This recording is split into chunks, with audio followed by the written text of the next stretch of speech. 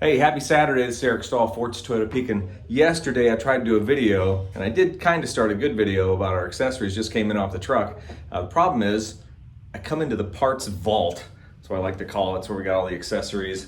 It's got a little echo in here. Man, look, have you ever been in our parts room? You ever seen this?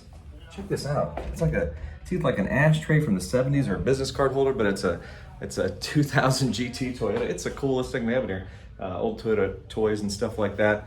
Got Toyota hats and other swag, but the reason I'm in here in the parts vault is because we got these cool Toyota accessories came in. These are OE accessories, so when you buy an OE accessory, if you understand what that means, any of these parts you put on your car, they come with manufacturer warranty. So if you buy a brand new truck and you put these wheels on there, then all the other warranty that comes with it blankets over the top of it because it's an OE part.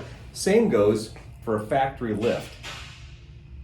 No other lift manufacturer can talk about that. So you buy a factory lift with factory accessories, whether it's those covers, those running boards, or the shocks, and this grill, which I keep going back to, OE factory grill. It's going to fit perfectly. It's going to last the lifetime of the truck.